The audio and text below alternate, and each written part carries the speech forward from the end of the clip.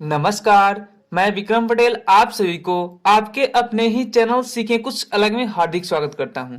दोस्तों, आज से हम लोग त्रिकोणमिति स्टार्ट करने वाले हैं। जी हाँ, 10वीं कक्षा में जो त्रिकोणमिति पढ़ने पड़ते हैं वो हम लोग आज से शुरू करने वाले हैं।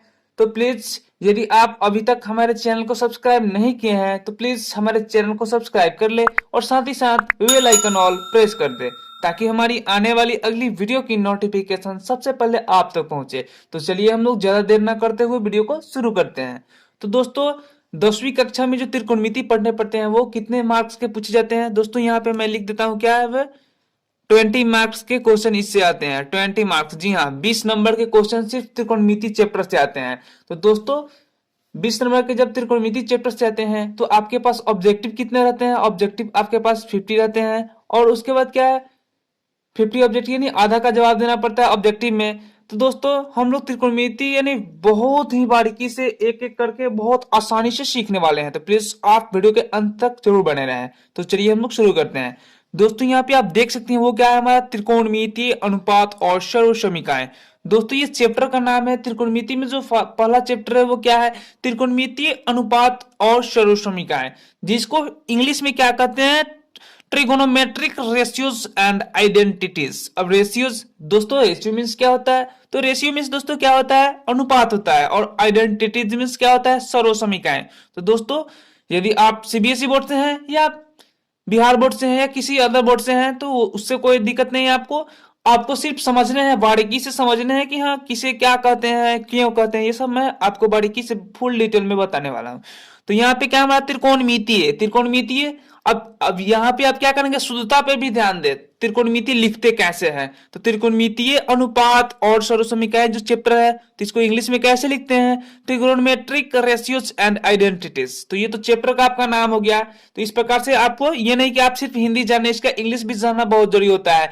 क्योंकि जब इंग्लिश आप नहीं जानेंगे तो आप क्या 10th के बाद 11th में जाएंगे, 12th में जाएंगे तो आपको ज्यादा परेशानी यानी ज्यादा दिक्कत का सामना करना पड़ेगा। तो प्लीज आप हिंदी और इंग्लिश दोनों को एक साथ ध्यान देते चले।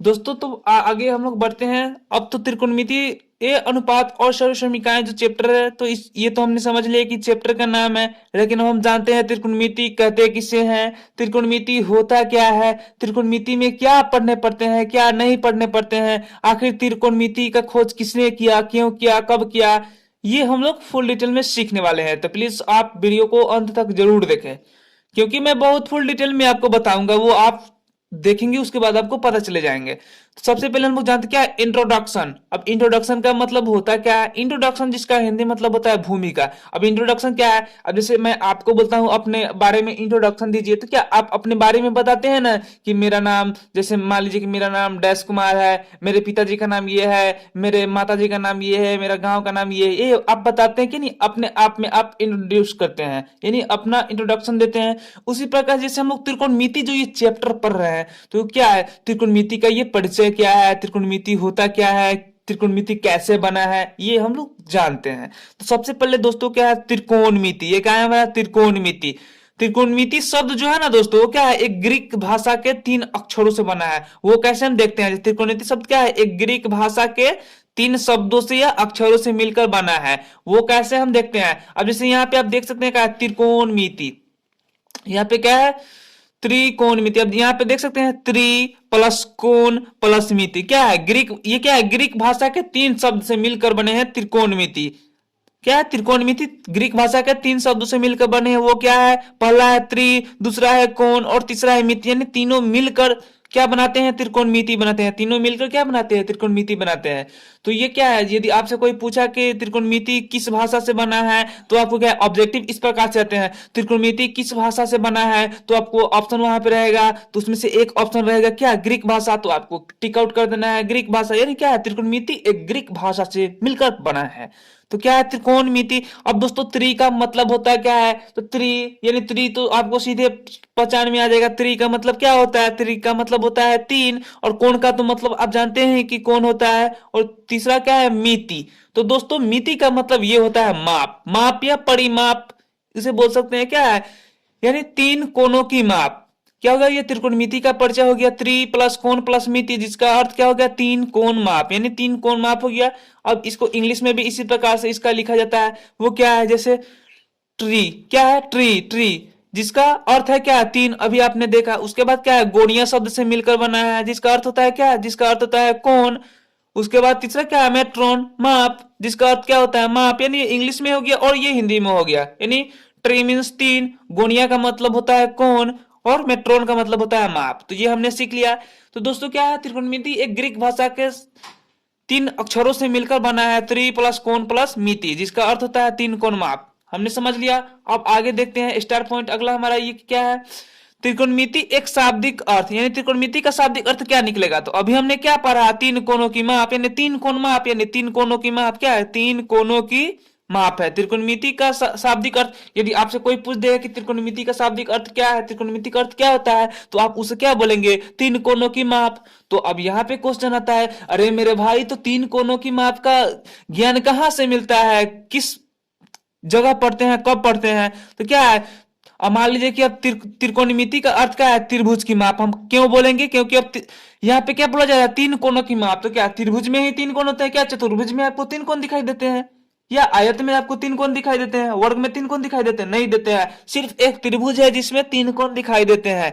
तो क्या है, जैसे यहाँ पे देख सकते हैं कोण सी ए बी, जिसे कोण ए बोल सकते हैं, यहाँ पे कोण बी, कोण सी, या ऐसे भी बोलते हैं। जैसे यहाँ पे बी को दर्शाना है तो क्या बोलेंगे, कोण ए बी सी, ये क्या हो गया हमारा, कोण बी है।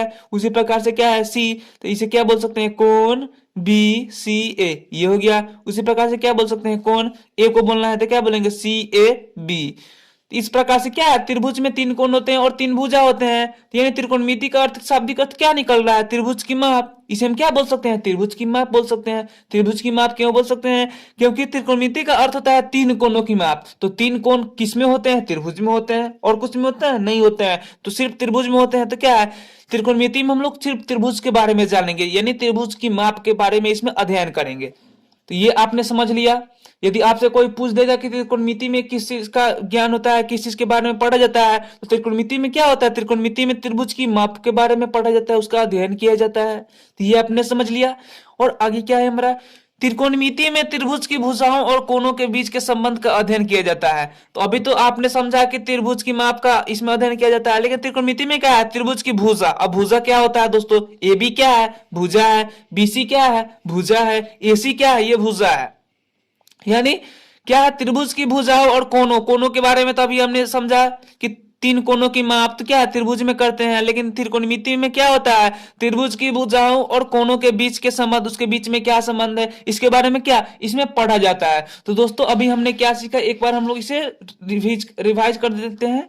वो क्या है, यहाँ पे इंट्रोडक्शन हमने क्या देखा कि त्रिकोणमिति शब्द एक क्या है, ग्रीक भाषा के तीन शब्दों से मिलकर बना है, त्रि प्लस कोण प्लस मिति, यानी इसे क्या बोलते हैं, त्रिकोणमिति। तो ये हमने समझ लिया। यानी उसका अर्थ क्या निकलता है, त्रिकोणमिति का शाब्दिक अर्थ क्या निकलता है, तीन कोणों की माप। तो तीन कोणों की माप का मतलब क्या निकलता है, यानी तीन कोणों की माप, यानी तीन कोणों के बारे में हम किस में पढ़ते हैं, कैसे चीज में पढ़ते हैं। तो क्या है, त्रिभुज में पढ़ते हैं, यानी त्रिभुज, त्रिभुज यानी तीन भुजा, तीन कोण होते हैं इसमें। तो त्रिभुज के बारे में हम ये पढ़ते हैं।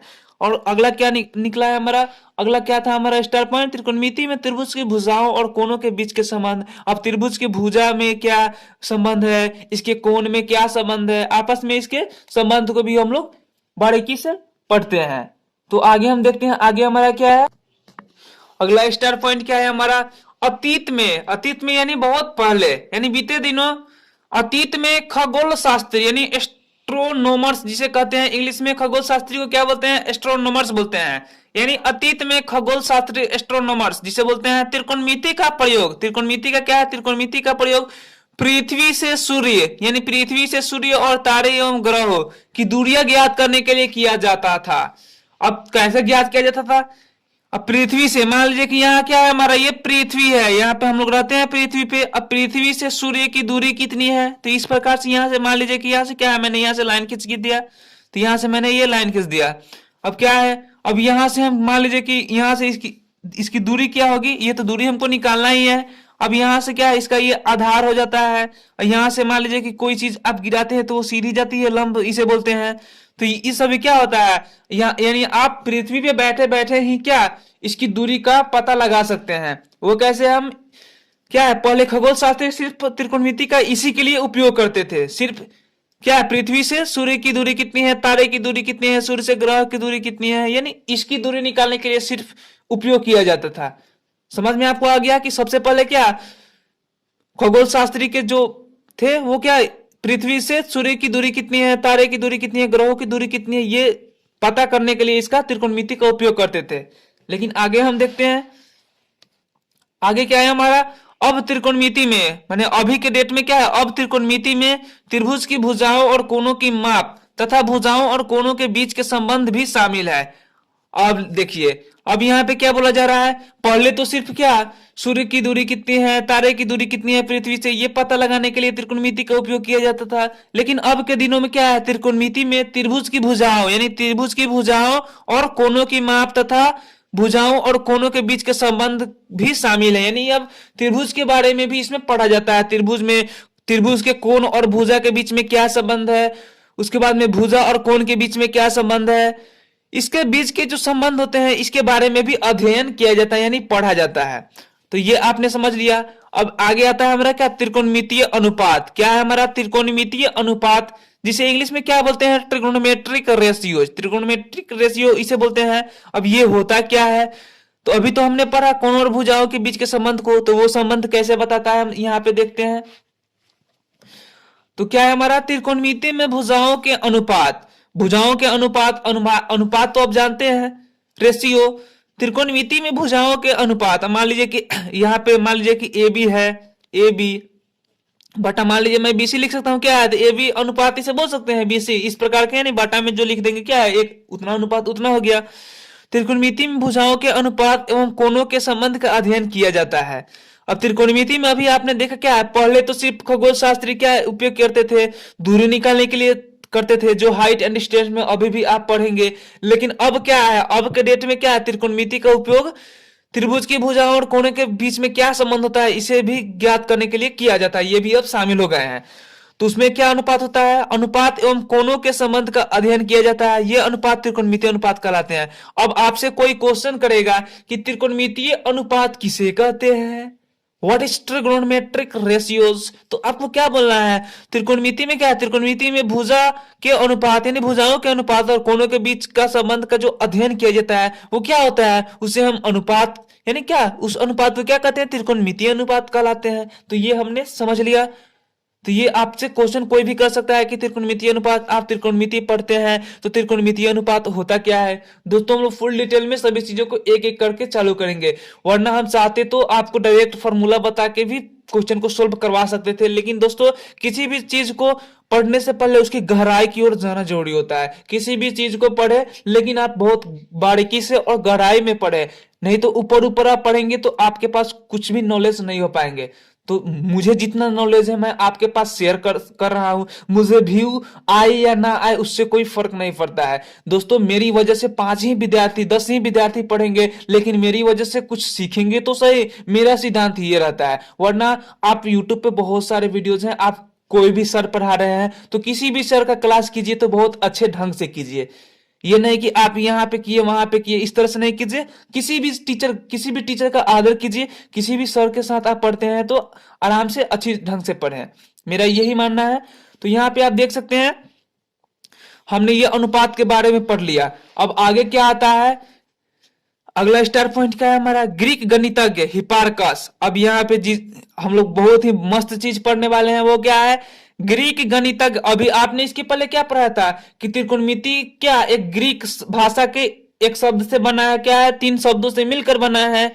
हमने पढ़ा था क्या, त्रि प्लस कोण प्लस मिति। तो क्या है यहीं पे वही बात आ रही है, ग्रीक गणितज्ञ यानी ग्रीक मैथमेटिशियन, ग्रीक गणितज्ञ हिपार्कस नाम के एक व्यक्ति थे जिन्होंने सर्वप्रथम त्रिभुज के कोणों का संबंध उसकी भुजाओं के साथ स्थापित किया था। दोस्तों सबसे पहले आपने क्या पढ़ा था कि अतीत में यानी बहुत पहले बीते हुए दिनों में सबसे पहले क्या खगोल शास्त्री के जो लोग थे वो क्या इसका उपयोग किस लिए करते थे, दूरी ज्ञात करने के लिए कि सूर्य की दूरी कितनी है, तारे की दूरी कितनी है। लेकिन क्या है, हिपार्कस ने क्या ये खोज करके दिखा दिया सर्वप्रथम त्रिभुज के कोनों का संबंध, यानी उसके आपस में भुजाओं और कोनों के बीच में क्या संबंध होता है, इसका भी अध्ययन हम त्रिकोणमिति की मदद से कर सकते हैं। तो वो किसने खोज किया, हिपार्कस ने सबसे पहले सर्वप्रथम त्रिभुज के कोनों का संबंध ज्ञात किया था, स्थापित किया था।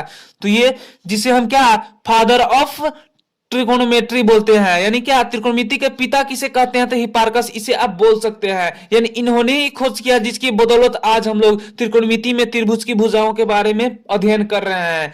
तो यदि आपसे कोई पूछ दे कि त्रिकोणमिति का पिता किसे कहते हैं, what is the father of trigonometry, तो आपको क्या बोलना, हिपार्कस। यानी इन्होंने ही खोज किया कि त्रिभुज के अंदर, यानी त्रिभुज के अंदर के कोनों के बीच का संबंध और भुजाओं के बीच के संबंध को भी हम अध्ययन त्रिकोणमिति में कर सकते हैं। अध्ययन ये स्थापित कर दिया था।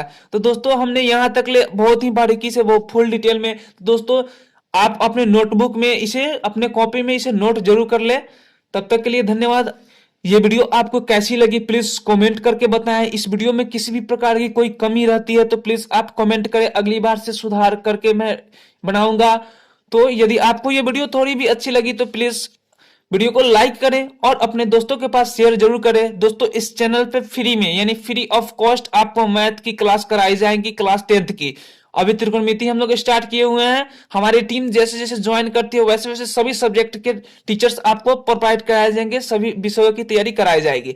तो ये आपकी एक फ्री चैनल है, सीखे कुछ अलग। प्लीज इसे सब्सक्राइब जरूर करें। सब्सक्राइब करके बगल वाले बेल आइकन को ऑल कर दे, यानी नोटिफिकेशन ऑल कर दे, ताकि हमारी आने वाली अगली वीडियो की नोटिफिकेशन सबसे पहले आप तक पहुंचे।